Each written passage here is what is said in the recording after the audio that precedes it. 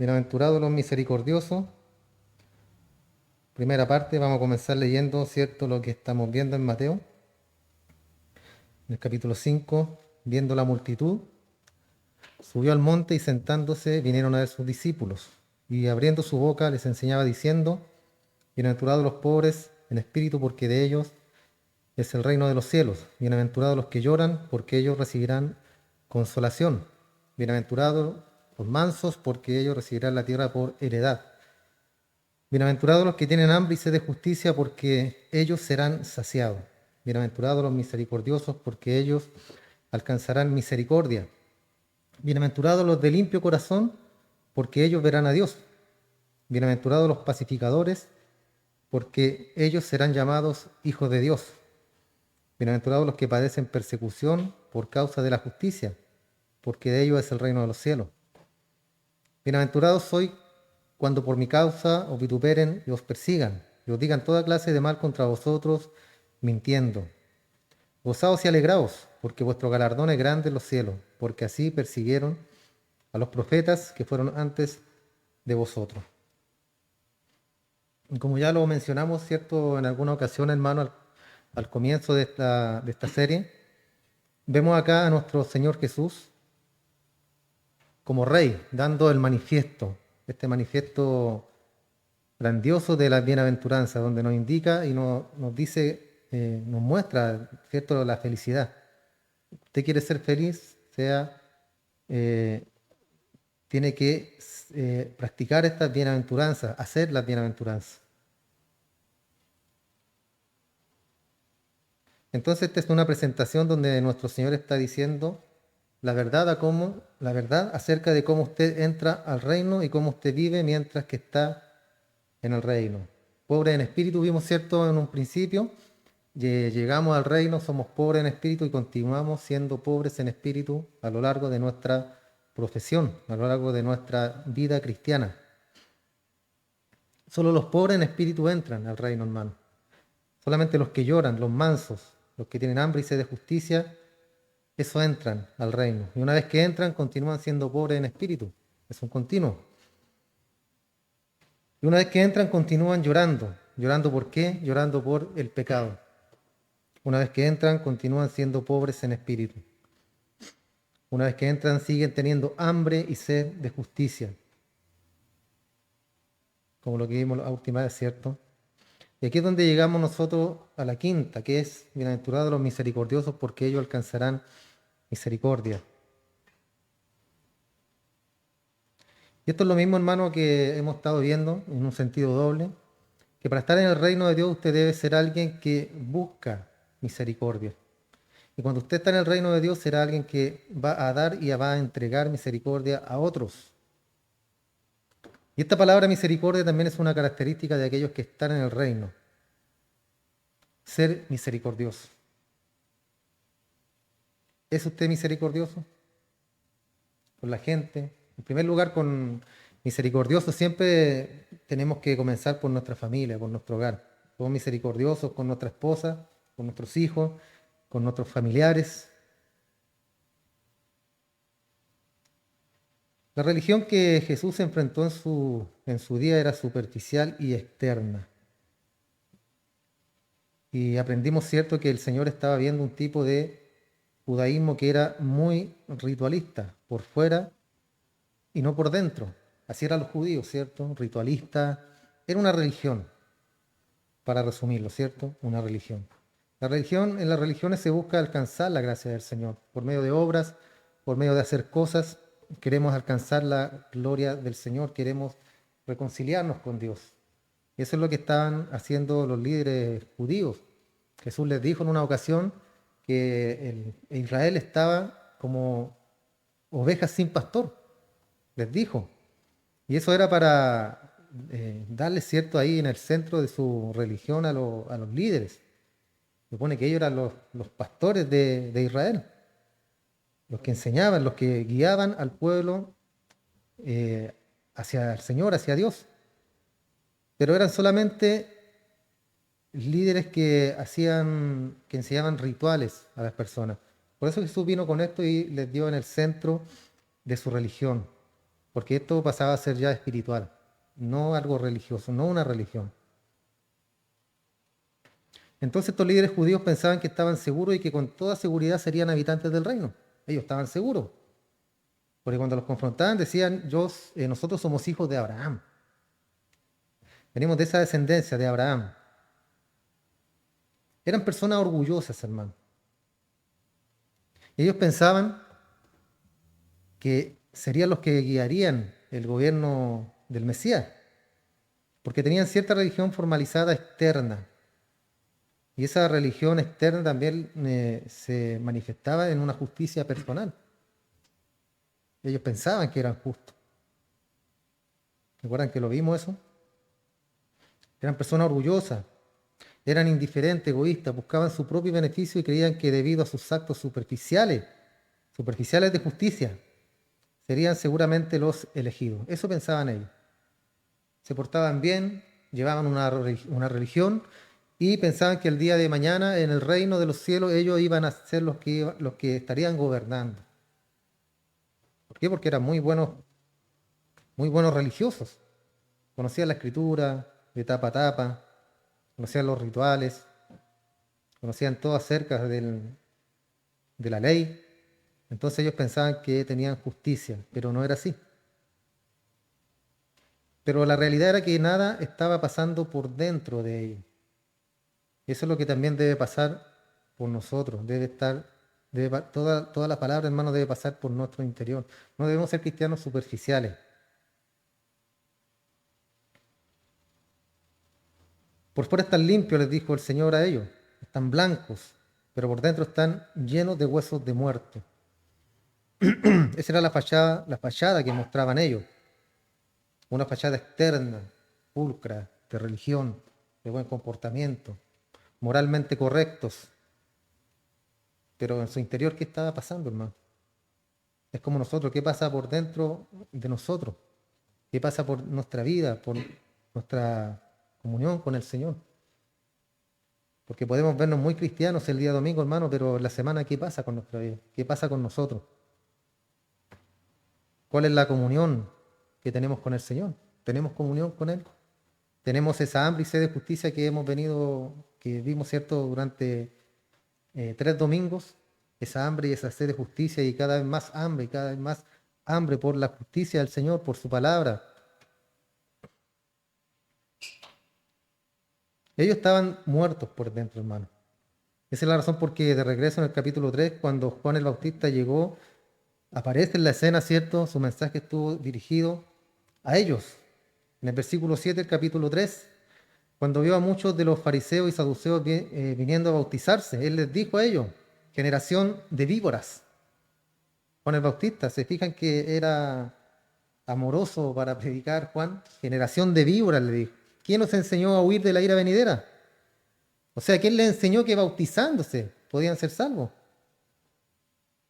Haced pues frutos dignos de arrepentimiento, dice acá. No solamente que ellos pensaban que continuaban con sus rituales, ¿cierto? Y pensaban que como Juan bautizaba para limpieza de pecado, ellos pensaban que con eso iban a quedar aún más limpios. Y continuaban con su religiosidad, ¿cierto? ¿Y qué les enseñó? Les dijo Juan a ellos. ¿Qué les enseñó, generación de víboras? Y le dice, hagan frutos dignos de arrepentimiento. Cuando hay un arrepentimiento, ¿cierto?, en el corazón, cuando el Señor entra en nuestra vida, en nuestro corazón, eso ya nos cambia por completo, hermano.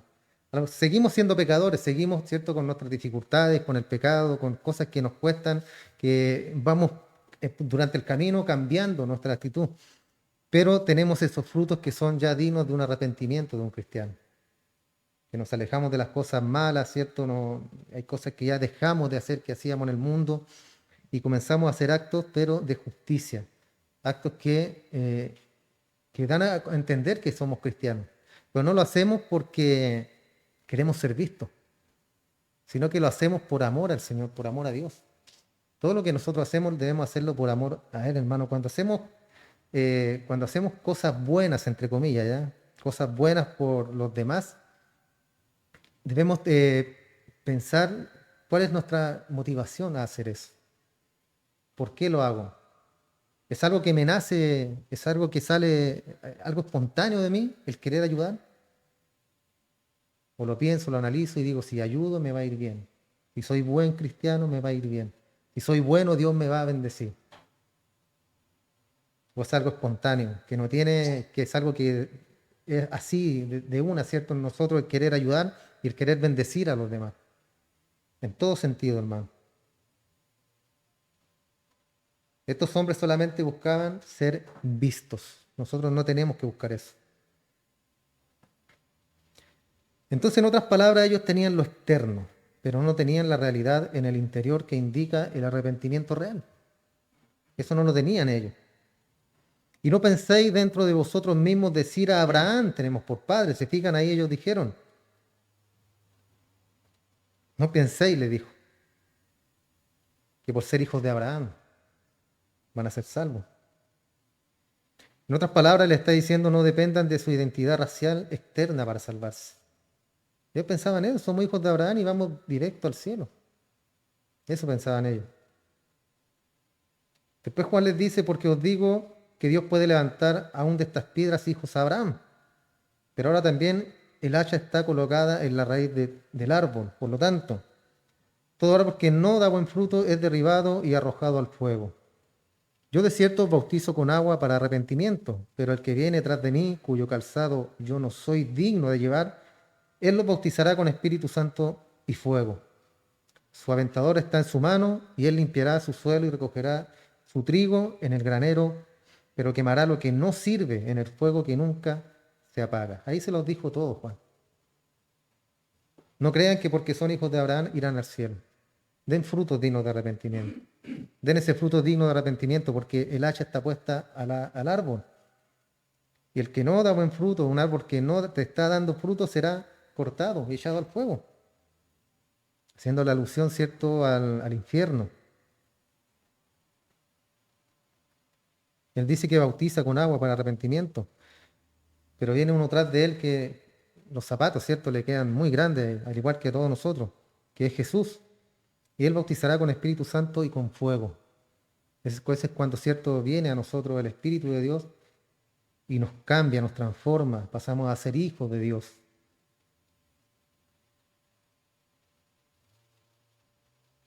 Juan estaba hablando de juicio acá, hermano, hablando de un juicio tremendo de fuego que vendría en contra de aquellos que no tienen nada más que religión externa, que estaban involucrados en rutinas religiosas, pero que no tenían nada de la realidad externa. Eso iba a ser juzgado por Dios y será juzgado por Dios ahora. El hacha está cayendo, el fuego está comenzando a arder. ¿Para quién? Para aquellos, cierto, que se dicen ser cristianos, pero no lo son. Son solamente personas religiosas. Y hay muchos de ellos, hermanos. Muchas personas religiosas, personas que piensan que por ir a la iglesia son salvos. Que por tener una religión son salvos. Que por portarse bien o porque hicieron la oración del pecador en un día domingo X en una iglesia ya son salvos. Y el día de mañana Cristo, cuando venga, ellos irán con Él. Son personas confundidas, hermano, personas que no han conocido realmente al Señor. Y ese juicio vendrá para todo aquello, hermano, todas aquellas personas que son superficiales. Jesús entonces confronta a esta multitud externa, ¿cierto? Externa que se creían justos, se sentían santos en sí mismos. En realidad eran personas egoístas.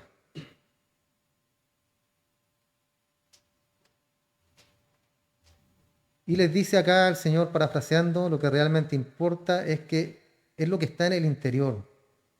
Los pobres en espíritu, los que lloran, los mansos, los que tienen hambre y sed de justicia, los misericordiosos, los puros de corazón, los pacificadores. Eso es lo que realmente importa en nosotros. Ser pacificadores. Ser hombres y mujeres hambrientos por justicia. Y todas estas cualidades internas, hermano, Él hizo a un lado los créditos supuestos que habían acumulado por su propia causa, pero que eran superficiales, y se enfocó en el corazón del asunto. En otras palabras, le está diciendo que no por sus actos, por su justicia personal, iban a entrar al reino de los cielos, que hacía falta algo más. Y les decía, si quieren ser felices, sean misericordiosos.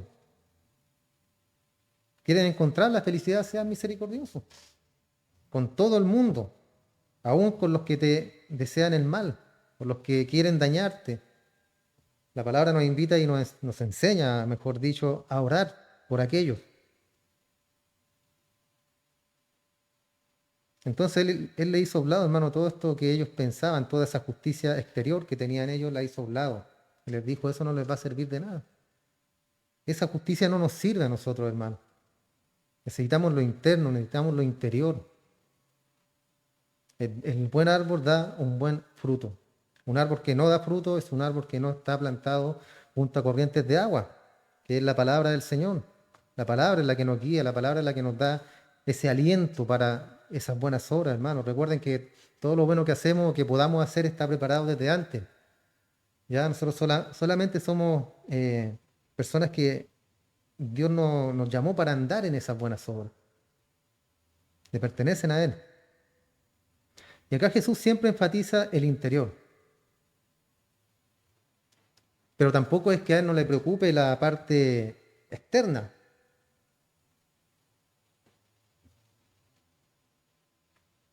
A Él le preocupa también la acción. Si hay un cristiano transformado por dentro, tiene que haber acción por fuera.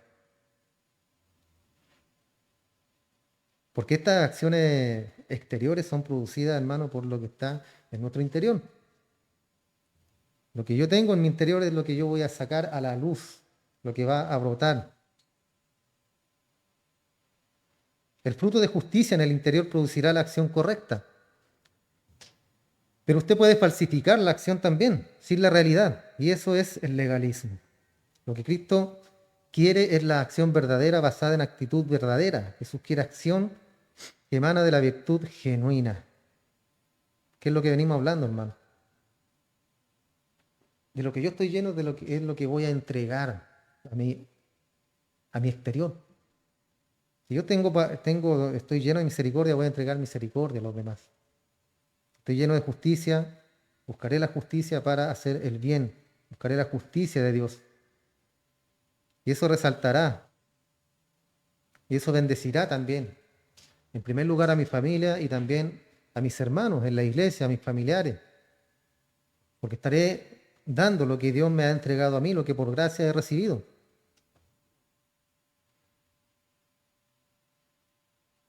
Y desde el capítulo 6 hasta el 7, el Sermón del Monte, todo tiene que ver con la acción. Todo tiene que ver con cosas que hacemos, o decimos o pensamos. Pero la premisa sobre la cual todo se edifica es la actitud de corazón correcta. Un cristiano es algo antes de que él haga algo. Un cristiano es algo antes de que él haga algo. Esa es una frase de Martin Lloyd que dice que esto es cierto, que un cristiano es algo antes de que él haga algo. Ser un hijo del rey, ser un súbdito del reino, es antes que nada poseer cierto tipo de virtud, una virtud de quebrantamiento, de lloro por el pecado, una virtud de mansedumbre también, virtud de tener hambre y sed de justicia, virtud de misericordia, de pureza, de corazón, una virtud de pacificador. Somos algo entonces antes de que lo hagamos. Todas estas cosas, hermanos, preparadas por nuestro Señor, debemos preguntarnos, ¿cierto?, si realmente estamos caminando en la justicia del Señor, si realmente estamos siendo personas justas, si somos pobres en espíritu, si somos personas que tenemos hambre y sed de justicia, si somos personas pacificadoras, si somos personas misericordiosos, si somos misericordiosos como personas.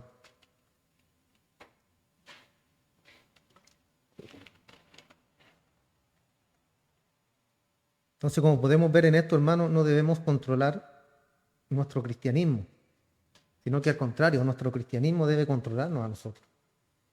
El cristianismo que nosotros profesamos es el que debe controlar nuestra vida.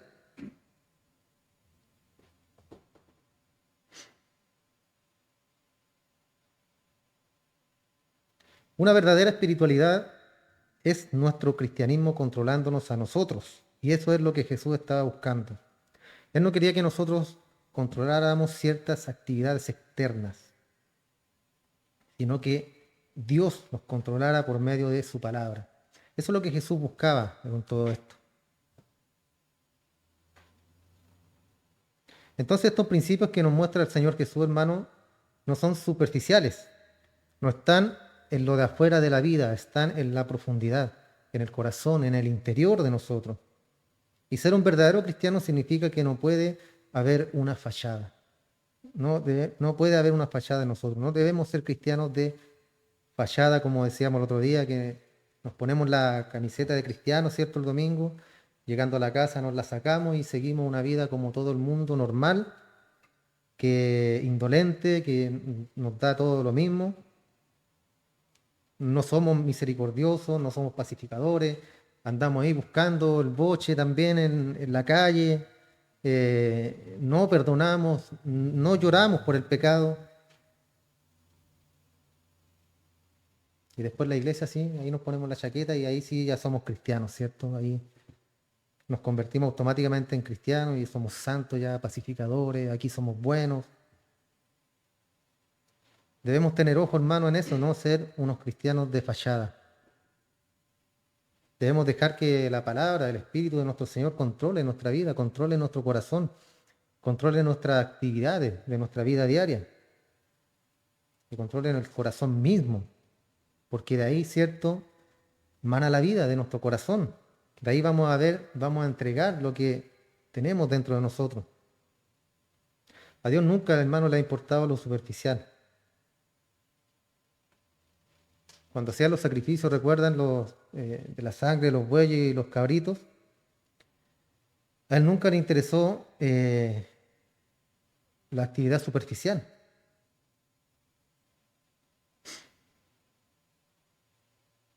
A él nunca le ha interesado toda la actividad espiritual sin significado, a menos de que el corazón esté bien.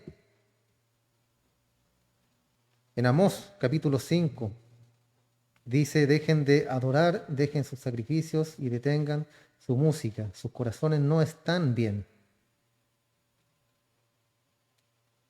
Nos invita, ¿cierto?, estas palabras a mirar nuestro corazón, nuestro interior, nuestra vida interior, hermano. Porque como dice acá, dejen de adorar, dejen los sacrificios, detengan la música, porque sus corazones no están bien. Y Dios no le agrada eso, un corazón mentiroso, hermano, un corazón que a lo mejor no está llevando una vida cristiana como corresponde. Habían sacrificios en el Antiguo Testamento, a lo mejor nosotros también hacemos sacrificios a diario, pero con un corazón que no corresponde. Con un corazón que está errado, que está equivocado, que está a lo mejor alejado de Dios.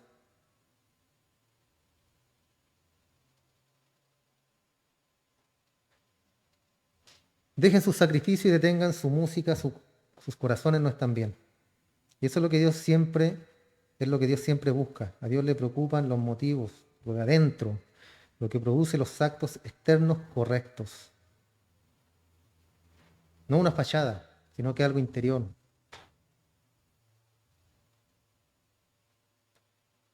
Regresando a Mateo 5, Jesús confrontó a grupos de personas enfocadas en lo externo, con algunas afirmaciones devastadoras. Él los confrontó en el lugar más vulnerable. En la primera bienaventuranza, cuando les dice, lo que necesitan hacer es estar en bancarrota espiritual. Eso es lo primero que les dijo Jesús. Necesitan reconocer que están privados y son mendigos, que no tienen nada bueno que traerle a Dios. Y su única esperanza es que vean la condición de mendigo de su corazón. Y que ustedes se acobarden en la oscuridad, en una esquina, y estiren una mano como un mendigo que no podía hacer nada por sí mismo. Comienza Jesús con esto.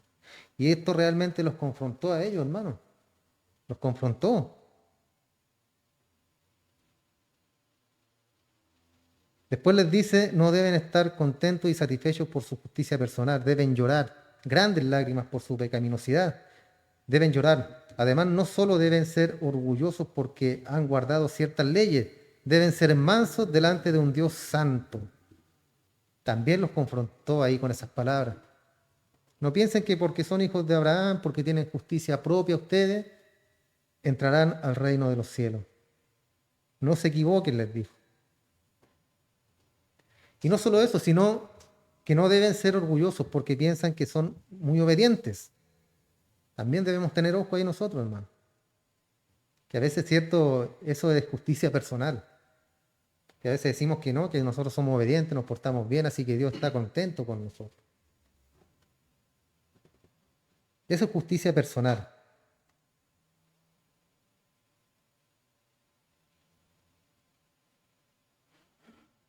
Pero deben reconocer que están teniendo sed, hambre de justicia, por la cual deben continuar, ¿cierto? Una vez que se entra al reino del Señor, continuar teniendo esa hambre y esa sed de justicia.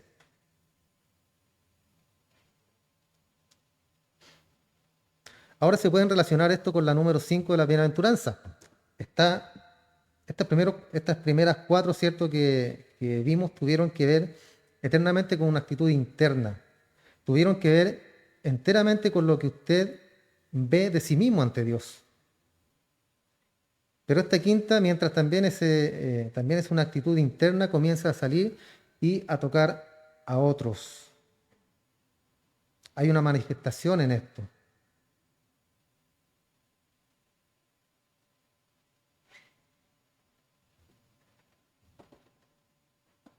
Si es verdad nosotros que estamos quebrantados como mendigos en nuestro espíritu, que estamos llorando y que somos mansos y tenemos hambre y sed de justicia, nos encontraremos a nosotros mismos siendo misericordiosos hacia otros con resultado de esto. Alguien ha dicho, los que en su pobreza de espíritu reconocen su necesidad de misericordia, comienzan a mostrar misericordia a otros.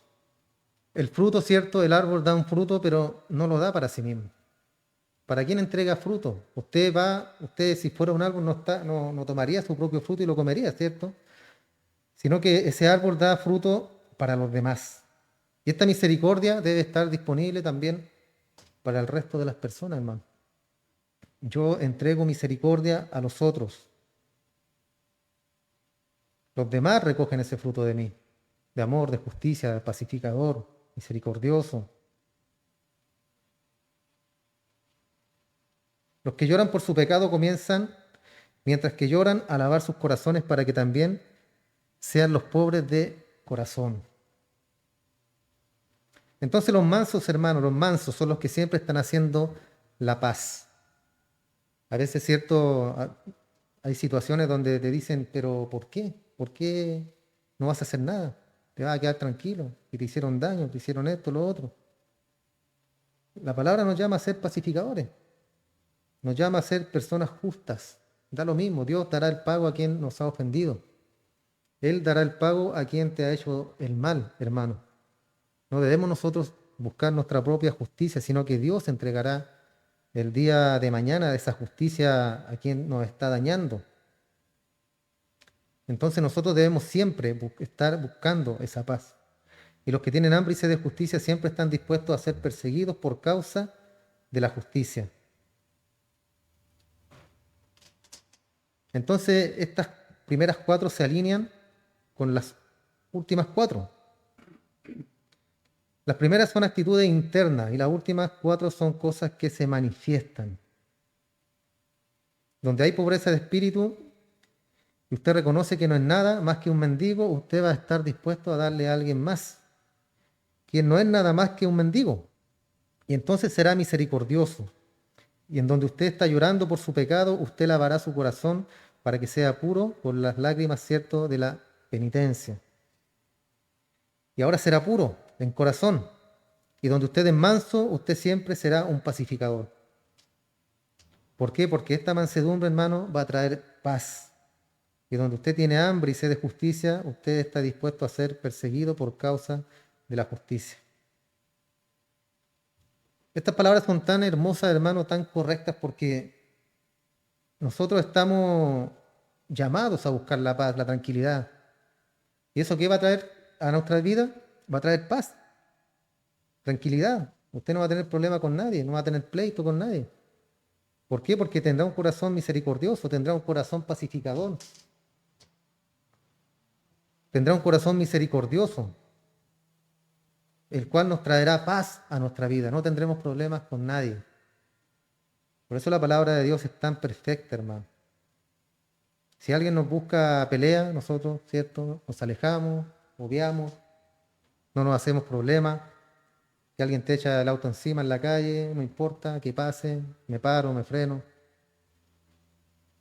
Aunque a veces cometen actitudes, cierto, algo temerarias algunos conductores, pero ¿qué le vamos a hacer nosotros? Si ahora meterse en un pleito en la calle es para que lo maten a uno. Entonces, ¿qué es lo mejor? Obviar las cosas. Paz, justicia, misericordia. Pensar en eso, hermano, pensar en el Señor, que Él nos ha llamado a esto.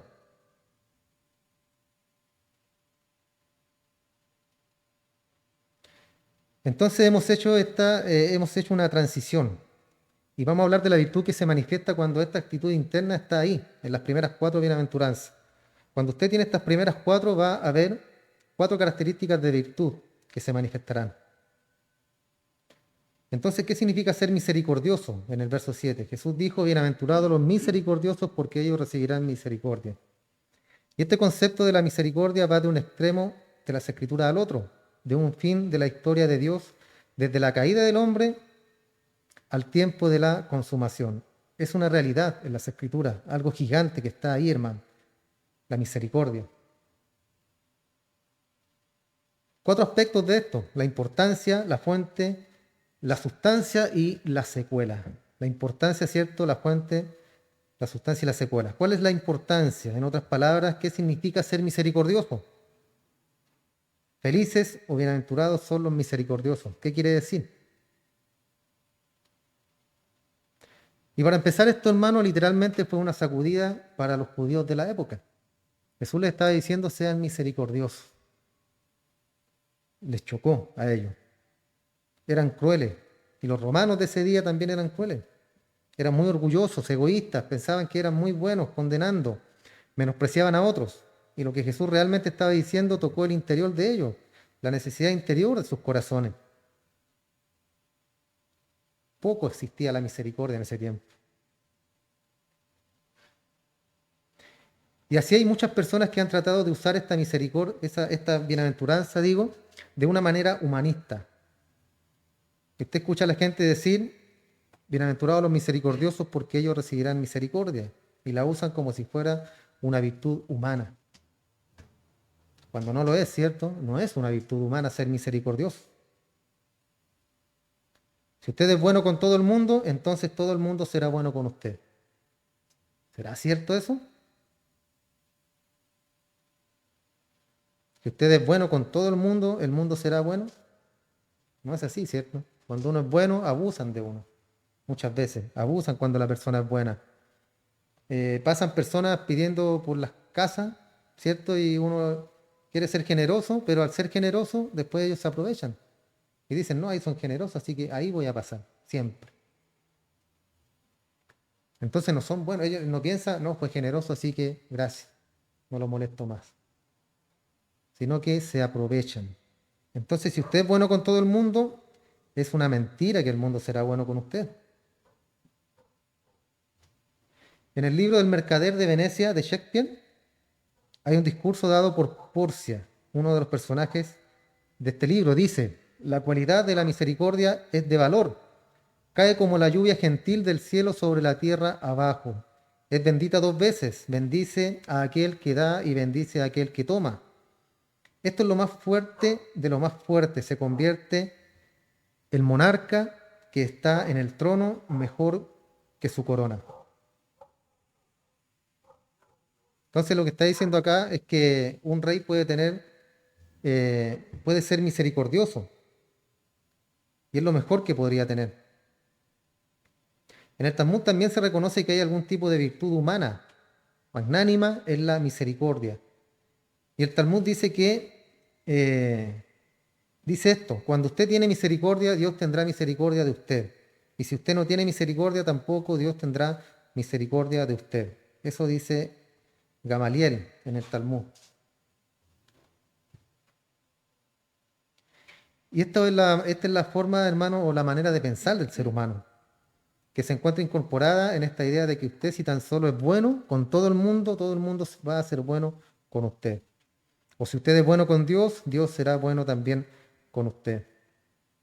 Alejado, ¿cierto? Alejado de la realidad.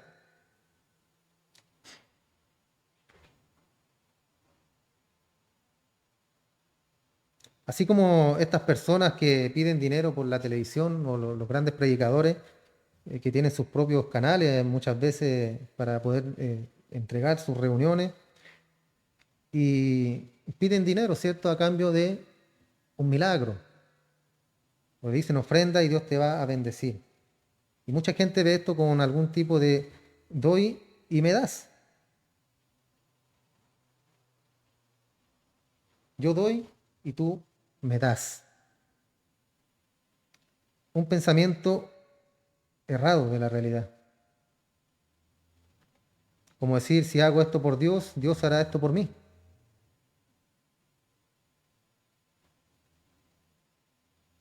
Yo antes de que el Señor me llamara al Evangelio, ¿cierto? Tenía ese concepto de que yo le pedía cosas a Dios y si tú me concedes, Señor, yo voy a ir a la iglesia. Mira, ¿has escuchado eso? Señor, ayúdame, yo necesito esto y si tú me cumples mi deseo, yo voy a ir a la iglesia. Está preocupado el Señor que lleguemos a la iglesia, ¿cierto? La vida es el cambio es interior. Entonces no es que yo le esté dando algo a Dios, porque todo le pertenece a Él. ¿Qué podría yo entregarle a Dios? ¿Qué podría yo darle a Él? Nada. Lo único creo que sería la obediencia, obedecer su palabra.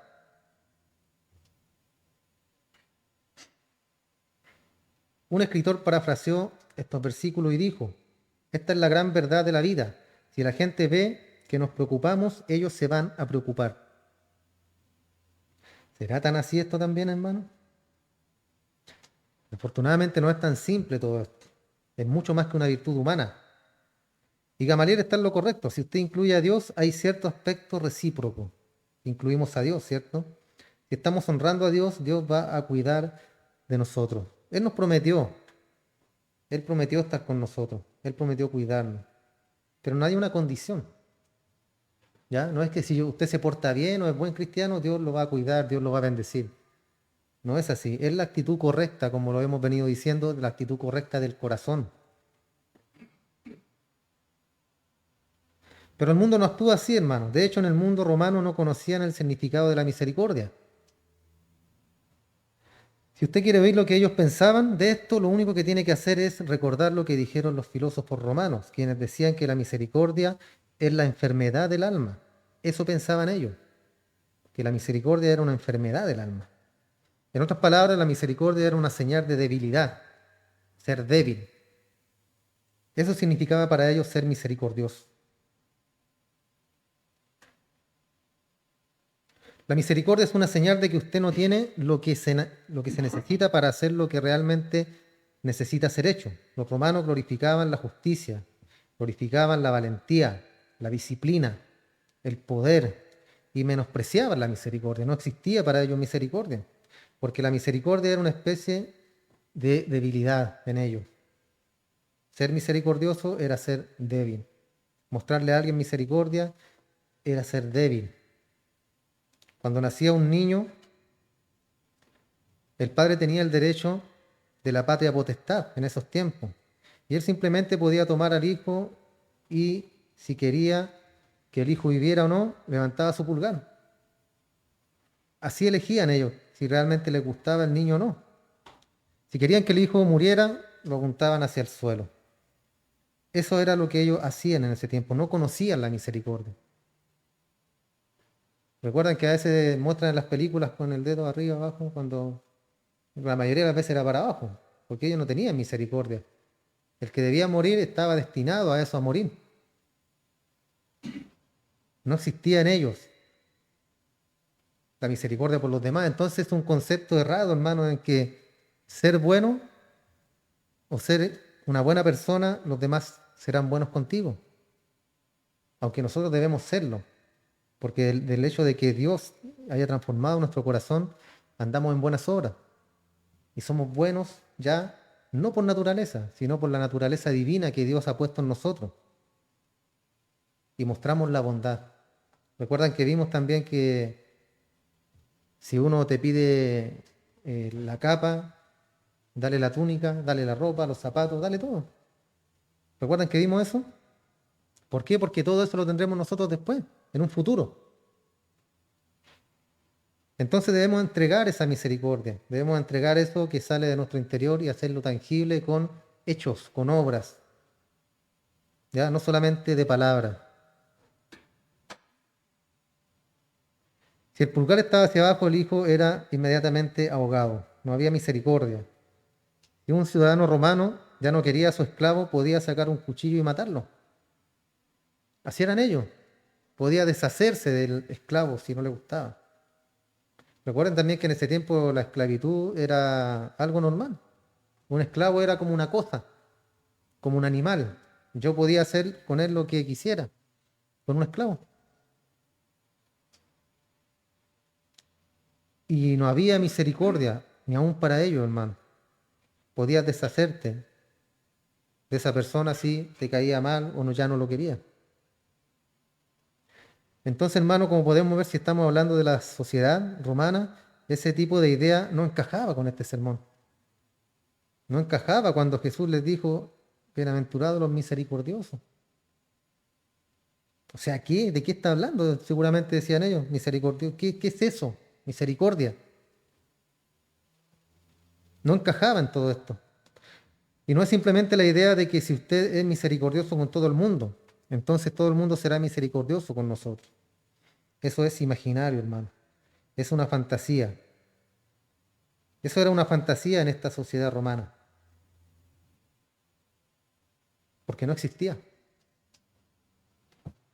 En nosotros sí debe estar.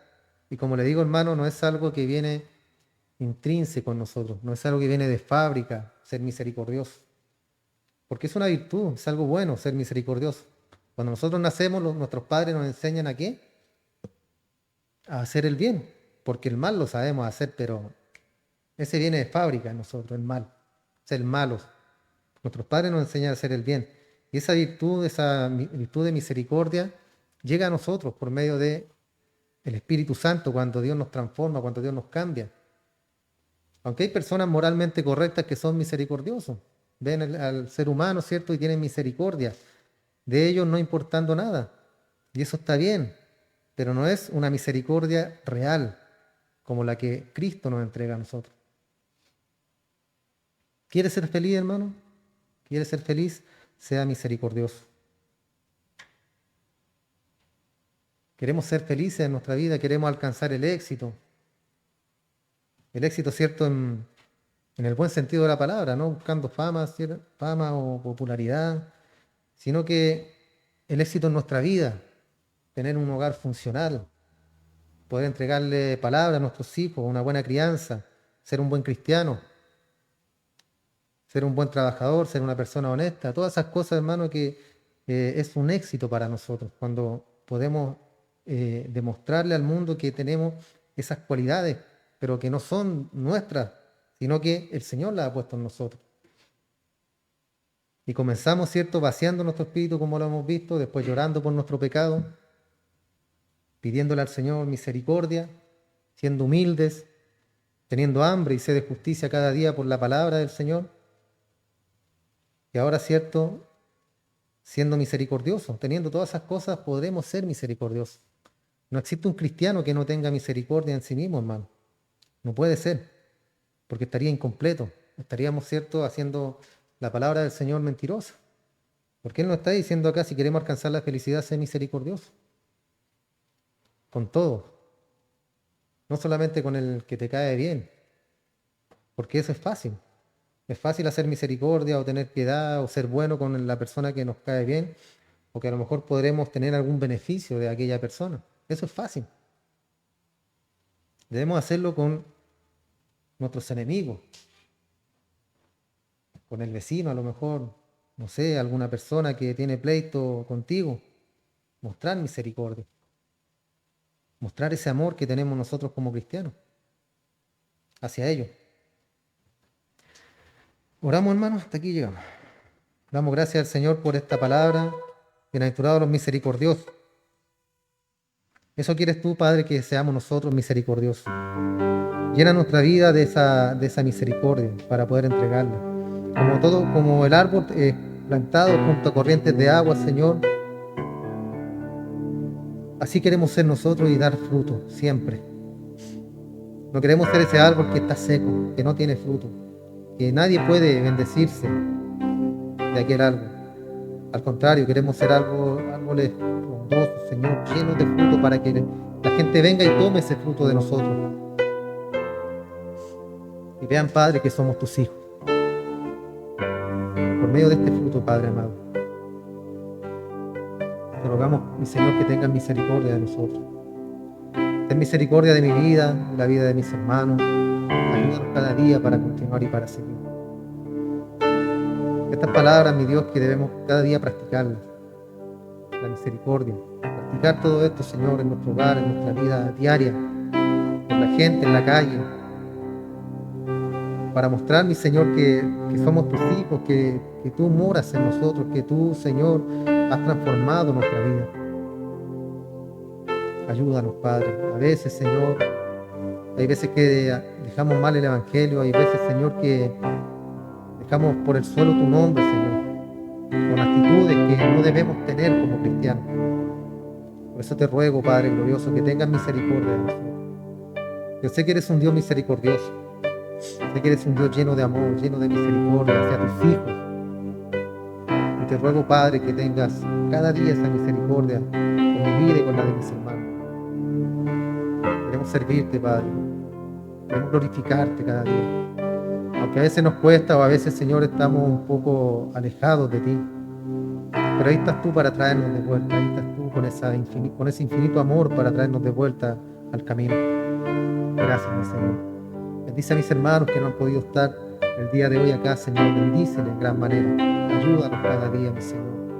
Ayúdanos cada día también a nosotros, los matrimonios de este lugar, a cada hermano, a cada familia representada aquí, Señor. Bendice.